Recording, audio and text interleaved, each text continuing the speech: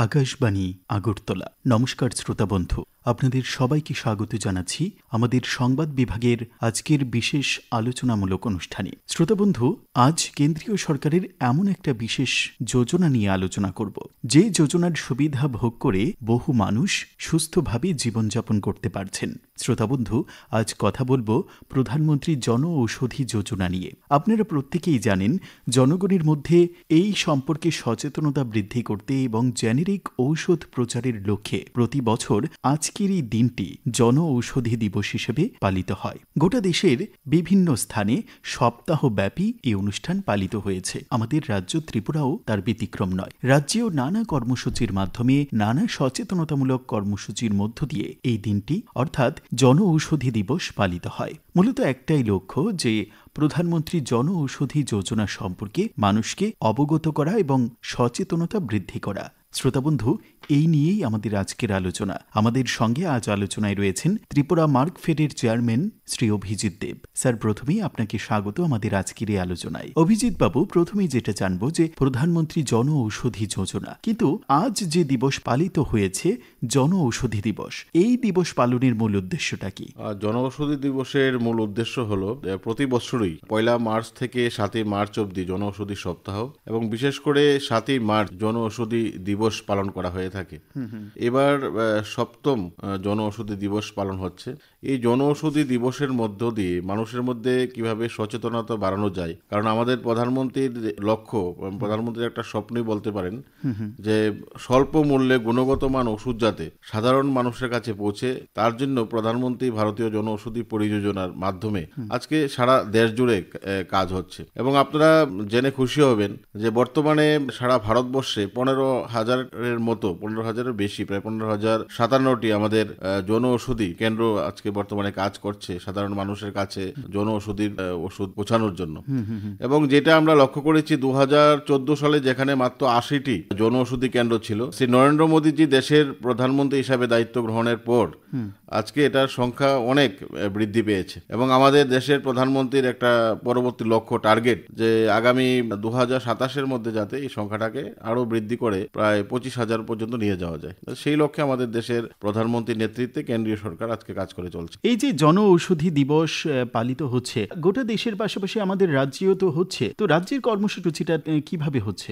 রাজ্যেও বিভিন্ন অনুষ্ঠানের মধ্য দিয়ে এটা পালন করা হচ্ছে। আমরা মার্কফেডের পক্ষ থেকে আমাদের মার্কফেডের যে 10টি জন ঔষধি কেন্দ্র আছে বিভিন্ন ডিস্ট্রিক্ট এবং সাব ডিভিশন হসপিটালে, তো বিভিন্ন অনুষ্ঠানের মধ্য দিয়ে জন ঔষধি দিবস উপলক্ষে আইএম এর পক্ষ থেকে, আইএম এর সহযোগিতায় একটা কার্যক্রম অনুষ্ঠিত হয়েছে এবং এটাতে বিরাট মানুষের মধ্যে একটা সচেতনতা এসেছে। এবং আমরা মনে করি যে এই সপ্তাহ এবং এই দিবস পালনের একটাই লক্ষ্য, যে আমাদের প্রধানমন্ত্রী যেটা বলার চেষ্টা করছেন, যে কম মূল্যে, স্বল্প মূল্যে গুণগত মান ওষুধ সাধারণ মানুষের কাছে যাতে পৌঁছানো যায়, আজকে সেই লক্ষ্যেই আমাদের এই যোজনা কাজ। স্যার, আপনার কাছে জানতে চাইব যে জেনেরিক মেডিসিন বিষয়টা কি? এটা জন ঔষধি 2008 সালে জন ঔষধি প্রথম শুরু হয়েছিল, কিন্তু তখন সেটাকে সেইভাবে মানুষের কাছে নিয়ে যাওয়া যায়নি। অর্থাৎ জন ঔষধি পরিযোজনার মাধ্যমে যে জেনেরিক মেডিসিন, সেটা আপনারা বলতে পারেন যে ব্র্যান্ডেড যে মেডিসিন আছে, যে ব্র্যান্ডেড মেডিসিনের মাধ্যমে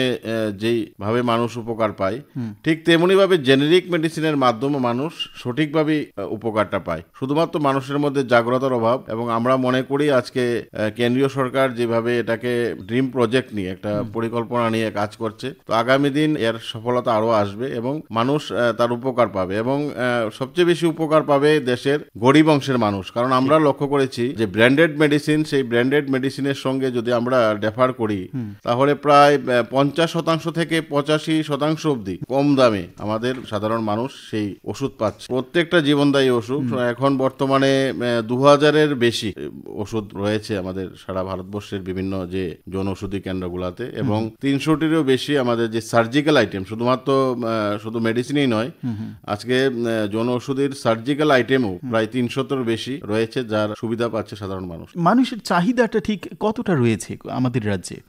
মানুষের চাহিদা আমরা বলবো, আমাদের দেশে যেভাবে দিনের পর দিন বৃদ্ধি পাচ্ছে, ঠিক তেমনি ভাবে আমাদের রাজ্যও আজকে তার চাহিদা বৃদ্ধি পাচ্ছে। এবং গত 10 বছরে যদি আমরা লক্ষ্য করি, প্রায় 6,100 কোটি আমাদের সেটা আমাদের যদি আমরা বিক্রি হয়েছে সারা ভারতবর্ষ ভারতবর্ষের প্রত্যেকটা জনঔষধি পরিযোজনা কেন্দ্রে, যেটা অনেক গুণ বৃদ্ধি পেয়েছে গত 10 বছর হিসাব যদি বলি। এবং আমরা এতে লক্ষ্য করেছি দেশের প্রায় 30,000 কোটি টাকা আজকে সাশ্রয় হয়েছে গত 10 বছরে, যেটা যদি আমরা ব্র্যান্ডেড ওষুধের সঙ্গে এটা তুলনা করি 30,000 কোটি টাকা সাশ্রয় হয়েছে আজকের এই দেশের সাধারণ অংশের মানুষের। আমাদের রাজ্যে কতটা কেন্দ্র রয়েছে জনঔষধি? আমাদের রাজ্যে বর্তমানে 24টি কেন্দ্র রয়েছে এবং এটাকে আগামী দিন কিভাবে বাড়ানো যায় আজকে সেই লক্ষ্যে আমাদের রাজ্যেরও আমাদের জনপ্রিয় মুখ্যমন্ত্রী প্রফেসর ডক্টর মানিক শাহ মহোদয় চিন্তা ভাবনা করছেন, যেটাকে আরো কিভাবে বিভিন্ন সমবায় সমিতির মাধ্যমে, বিভিন্ন কোঅপারেটিভের মাধ্যমে, বিভিন্ন পেক্স লেমসের মাধ্যমে কিভাবে বাড়ানো যায়। আজকে সেই লক্ষ্যমাত্রা নিয়ে আমাদের রাজ্য সরকারও কাজ করছেন। এই যে 24টি কেন্দ্র রয়েছে রাজ্যে, প্রতিটা কি হাসপাতালের মধ্যেই রয়েছে নাকি হাসপাতালের বাইরে রয়েছে? না, হাসপাতালের বাইরেও রয়েছে। আচ্ছা। হাসপাতালের ভিতরে যেমন আমাদের জনঔষধি কেন্দ্র আছে, এখন হাসপাতালের বাইরেও আমাদের জনঔষধি কেন্দ্র কাজ করছে।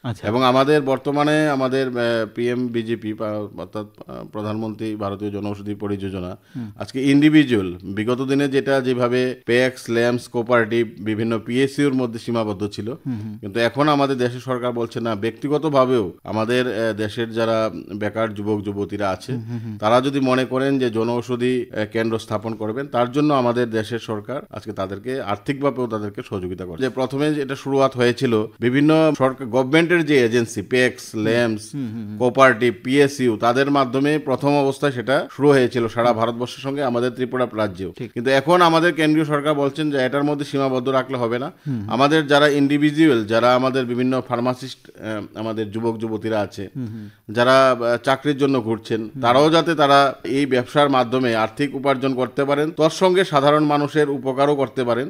আজকে তার জন্য এটাকে এখন বর্তমানে ওপেন করে দিয়েছেন, যাতে আমাদের ইন্ডিভিজুয়াল ব্যক্তিগতভাবেও যাতে আমাদের যারা যুবক যুবতীরা আছে তারাও যাতে এই ব্যবসার সঙ্গে যুক্ত হতে পারেন। বাহ। আচ্ছা, আরেকটা বিষয় অভিজিৎ বাবু, এই যে জেনেরিক মেডিসিন গুলো সেইগুলো ক্রয় করা হয় কোন জায়গা থেকে? এটা হলো পিএমবিআই বলে একটা কেন্দ্রীয় সরকারের একটা অধিগৃহীত সংস্থা আছে। সেই সরকার এই সংস্থার মাধ্যমে সারা দেশ জুড়ে যে বিভিন্ন জনঔষধি কেন্দ্রগুলো আছে সেই জনঔষধি কেন্দ্রগুলোতে সেই ওষুধ সরবরাহ করা হয়। আচ্ছা, অনেক ক্ষেত্রে দেখা যায় যে রোগীরা অসুস্থ হওয়ার পর কোনো একটা প্রাইভেট ডক্টরকে সেটা দেখিয়েছে, সেই চিকিৎসাটা নিয়েছে, সেই ক্ষেত্রে সেই রোগী কি জেনেরিক মেডিসিন কাউন্টারে গিয়ে সেই ওষুধ ক্রয় করতে পারবেন নাকি হাসপাতালে ভর্তি হলেই সেটা? না, হাসপাতালে ভর্তি হলেই শুধু ওষুধ নেবে এটা না। এখন ডাক্তারবাবুরা যখন প্রেসক্রাইব করবেন তখন বিভিন্ন জনঔষধি কেন্দ্র যখন যাবেন আমাদের রোগীরা বা রোগীর যারা আত্মীয় স্বজনরা, তারা সেখান থেকে ওষুধ নিতে পারবেন এবং সেই ব্যবস্থা আমাদের রাজ্যে বর্তমানে চালু আছে। শুধু রাজ্যে নয়, সারা ভারতবর্ষ চালু আছে। আমাদের আলোচনা একেবারেই শেষ মুহূর্তে, সবশেষে জনঔষধি দিবস এবং জেনেরিক মেডিসিন এই বিষয়ে কি বার্তা থাকবে জনগণের উদ্দেশ্যে? আপনি একজন ত্রিপুরা মার্কফেডের চেয়ারম্যান হয়ে কি বার্তা থাকবে? একটাই বার্তা সাধারণ মানুষের কাছে, যে আমাদের দেশের যশস্বী প্রধানমন্ত্রী নরেন্দ্র মোদীজির যে স্বপ্ন, যে আমাদের প্রত্যেকটা সাধারণ অংশের মানুষ, কারণ আমরা সবাই দেখি যে আমাদের ঘরে যখন আমরা রোগাক্রান্ত হই তখন আমরা বিভিন্ন সমস্যায় জর্জরিত হয়ে যাই, আর্থিক সমস্যায় আমরা জর্জরিত হই। সেটার নিবারণ করার জন্য আমাদের দেশের প্রধানমন্ত্রী চাইছেন যে কিভাবে জেনেরিক মেডিসিনকে আরো সাধারণ মানুষের নাগালের কাছে আনা যায় এবং স্বল্প মূল্যে। আমাদের দেশের প্রধানমন্ত্রীর একটি স্লোগান বক্তব্য যে স্বল্প মূল্যে গুণগত মান ওষুধ যাতে আমরা জনগণের কাছে পৌঁছাতে পারি, এবং এটাই হলো আমাদের আজকের জেনেরিক দিবসের অর্থাৎ আমাদের জনঔষধি দিবসের একটা সাধারণ মানুষের কাছে বার্তা, যে স্বল্প মূল্যে সঠিক গুণগত মান ওষুধ আমরা এই দিবসের মাধ্যমে আজকের এই দেশের সঙ্গে এই রাজ্যের মানুষের কাছে আমাদের আবেদন থাকবে, আসুন আমরা সবাই মিলে সচেতনতা বাড়াই এবং এই জেনেরিক মেডিসিনকে আমরা কিভাবে আরো আগামী দিন আরো বাড়াতে পারি, মানুষের নাগালের কাছে নিয়ে যেতে পারি, সেই লক্ষ্যে আমরা কাজ করি। অনেক অনেক ধন্যবাদ অভিজিৎ বাবু।